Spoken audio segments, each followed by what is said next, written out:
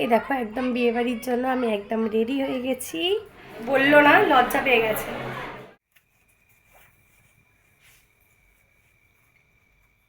Hey everyone, welcome back to our channel.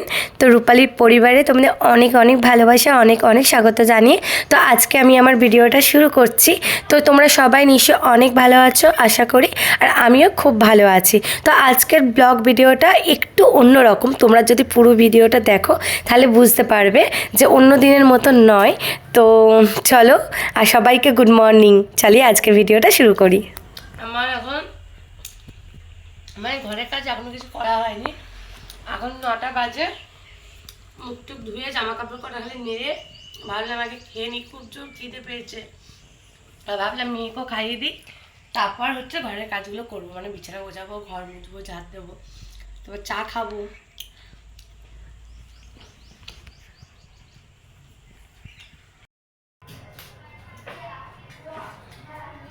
আর এখন বাজে 10:30। তো আজকে একটু তাড়াতাড়ি ভাত বসিয়ে দিলাম, তার কারণ আছে। তা তোমরা যারা তোমরা ডেলি ব্লগ দেখো তারা জানো যে আমি এত তাড়াতাড়ি ভাত বসাই না, কিন্তু আজকে একটু তাড়াতাড়ি ভাতটা বসিয়ে দিলাম, কারণ আজকে যাব বিয়ে বাড়ি। তাই জন্য আজকে একটু তাড়াতাড়ি রান্নাবান্না বসিয়ে দিলাম, তাড়াতাড়ি খেয়ে নেবো। আর আজকে তেমন কিছু রান্না করবো না, আজকে রান্না করবো আলু সিদ্ধ, ডাল সিদ্ধ, ঘি আর ভাত। আজকে একদম সিম্পল খাবার খাবো, কিন্তু আমার চা একটু মিষ্টিটা বেশি হয়ে গেছে, কারণ আমি চায়ে এত মিষ্টি খাই না। তো আজকে ভুলবশত মিষ্টিটা একটু বেশি দিয়ে ফেলেছি।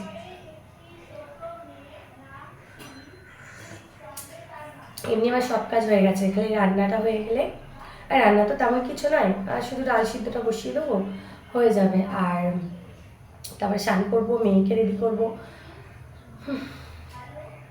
চলো।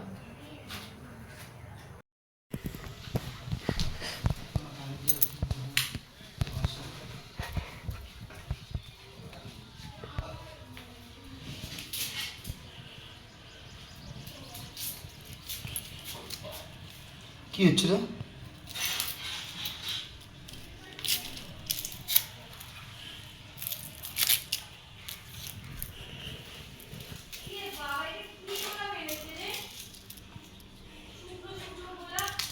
একটা বাজলেও হবে, হয়ে যাবে।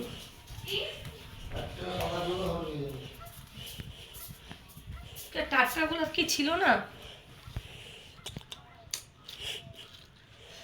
টাটকাগুলো মনে হচ্ছে ছিল না, ওপরে পাপড়িগুলো একদম শুকিয়ে গেছে।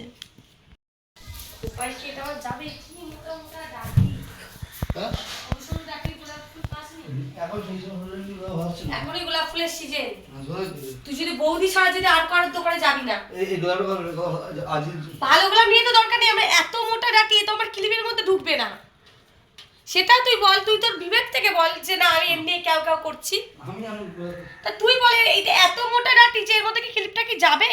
তো গোলাপ ফুলে পড়ে যাবে যত সব। একটা গোলাপ ফুলে বইয়ের জন্য যদি ভালো করে যদি না কিনতে পারে আর কি বলবো।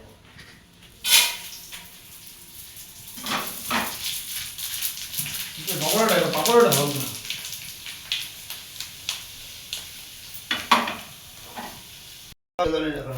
এই বেকার কথা বলবি না, আমার থেকে আলু তোলো। আমাদের ডাল সিদ্ধ আছে তো, এটা আমার, আমি তো খেতে পারবো না, মারতেই পারবো না ভাত। ঘি দিয়ে দিচ্ছি। এই দেখো একদম বিয়েবাড়ির জন্য আমি একদম রেডি হয়ে গেছি।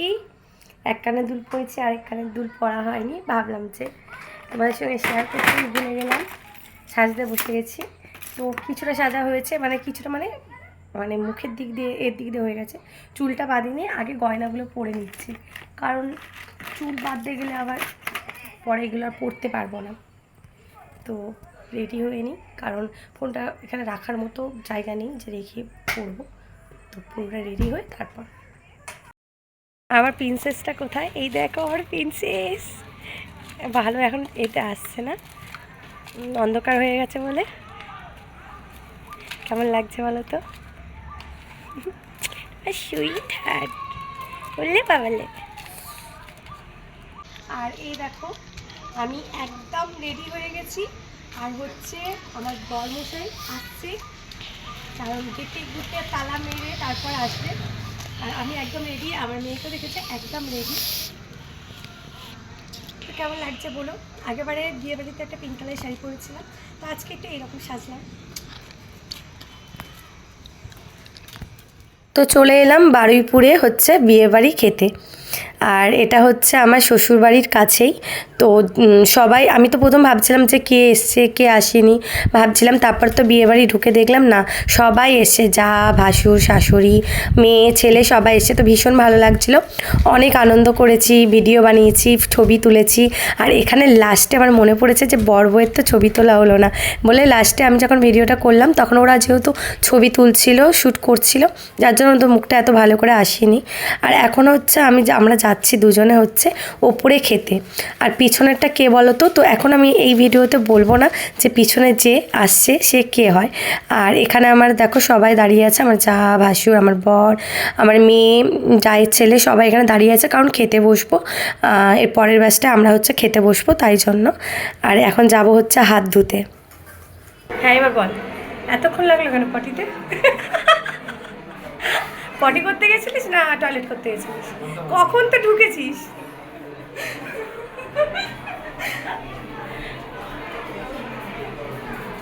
বললো না, লজ্জা পেয়ে গেছে। যাই হোক, বাড়িকে জিজ্ঞাসা করে দেবো। এই হলো, আমরা হচ্ছে সবাই খেতে বসে গেছি। কিন্তু ব্যাপারটা ছিল একটা করে টেবিলে 6টা করে সিট ছিল, বুঝেছো তো? কিন্তু আমরা তো 7 জন, যেহেতু ভাসুরকে চলে যেতে হলো পিছনের টেবিলটাতে, আমরা এখানে 6 জন বসলাম। তো পুরো খাবারটা ভেবেছিলাম তোমাদের সাথে শেয়ার করব, কিন্তু খেতে খেতে ভুলেই গেছি যে পুরো ভিডিওটা শেয়ার করতে।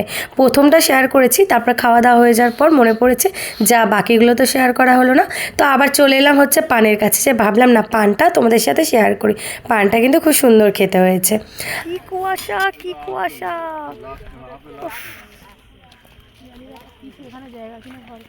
কারা? ও হ্যাঁ, আমি তো আসবো না বলেছিলাম শ্বশুরবাড়ি, সোজা বাড়ি চলে আসবো ভেবেছিলাম। তো অনেক রাত হয়ে গেছে, ট্রেন পাবো না বলে আমার বর বললো না চলো বাড়ি যাই, ওখান থেকে একটুখানি শ্বশুরবাড়ি। তো চলে এলাম, আর শাশুড়ির শাড়ি ব্লাউজ সব পরেছি। তো আয়নায় দেখছি যে কেমন লাগছে, তো খুবই সুন্দর লাগছে। তো শ্বশুরবাড়ির ব্লগ ভিডিওটা আমি কালকে করব, সবাই কিন্তু কালকের ভিডিওটা কিন্তু দেখবে। শ্বশুরবাড়ির এই প্রথম শ্বশুরবাড়ির ব্লগ করব, মানে এই অনেক দিন পর। না বাকিটা বলবো না, সবটা আমি কালকের ভিডিওতে বলবো। তো সবাই খুব ভালো থেকো, আর আজকের ভিডিওটা কেমন লাগলো বলো। তো আমার ভিডিওটা এডিট করতে গিয়ে একটু ডিস্টার্ব হচ্ছিলো, কারণ ভিডিওগুলো খুব আপনি না স্লো মোশন হয়ে যাচ্ছে, কেন জানি না। তো সবাই খুব ভালো থেকো, টাটা।